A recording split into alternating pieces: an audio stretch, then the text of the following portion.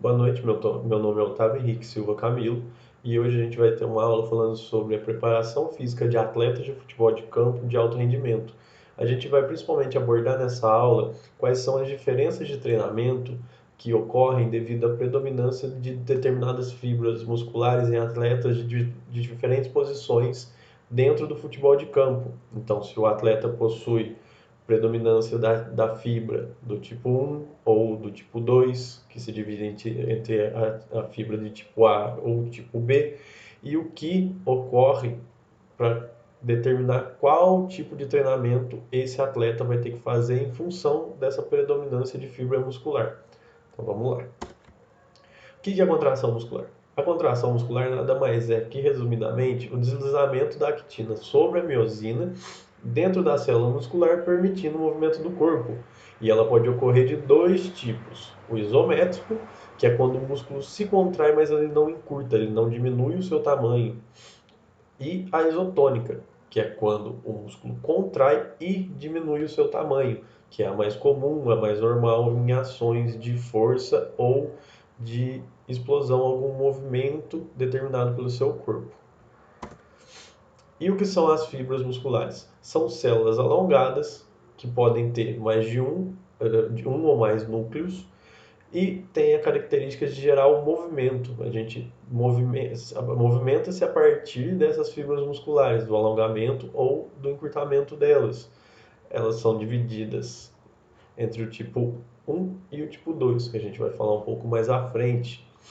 E inúmeros núcleos formam a fibra muscular, que são determinados pelos sarcômeros e outras funções que são de outra matéria, outra aula.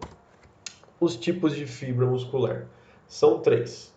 O tipo 1, que é de contração lenta, as vermelhas e aeróbicas, que normalmente são encontradas em atletas de fundo, que são atletas que precisam de fibras que os levem mais longe, uma atividade física mais prolongada, não, de baixa intensidade. As intermediárias, que ela é de contração rápida, essa no caso a intermediária é o tipo 2B, que é de via oxidativa glicolítica. E as glicolíticas de contração rápida, que é a tipo 2A, que são as brancas e anaeróbicas, que são fibras de explosão, que são fibras de curta resistência. Então vamos lá. A predominância de fibra em determinadas posições, que a gente vai usar o exemplo de goleiro e atacante.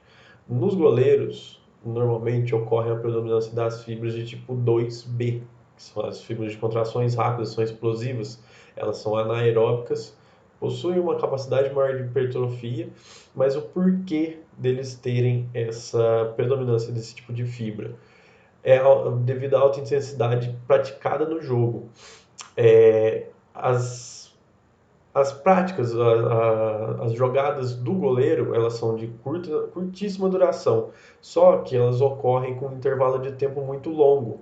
Então isso é suficiente para que ela se recupere. Como ela é de contração rápida, mas ela precisa de um tempo maior para se recuperar. Então ela não tem um trabalho de resistência muito grande. Já no atacante, a fibra predominante é do tipo A, do tipo 2A. Por quê? Elas também são de contração rápida. Só que, por ter capacidade oxidativa, elas são mais resistentes. Então, como os atacantes eles realizam ações rápidas, como piques ou mudanças de direções, eles precisam de uma contração rápida, só que eles precisam de mais resistência. Por quê? É, essa capacidade aeróbica que vem com essa fibra é o seguinte: como o atleta ele precisa da contração rápida, mas ele precisa que essa contração rápida dure mais, porque a ação dele é um pouco mais longa do que a do goleiro e também mais numerosa, então ele precisa que ela dure mais e recupere mais rápido. Então esse tipo de fibra possui essa determinada função e essa capacidade. E ele não, por isso ele possui mais esse tipo de fibra. E aí a gente entra na diferença de preparação, tanto do goleiro quanto do atacante. É, algumas funcionalidades são as mesmas, os exercícios são diferentes. Exercício de explosão e agilidade para goleiro é voltado à mobilidade de saída de defesa, saída do gol, é, ou impulsão, que é um exercício mais específico, onde o goleiro tem que sair da meta e alcançar uma bola mais alta com os braços e o atacante e chegar mais alto que o atacante. Então são exercícios de impulsão que facilitam esse esse desempenho. E o atacante, ele também possui exercícios de explosão e agilidade, mas voltados para a funcionalidade da posição dele.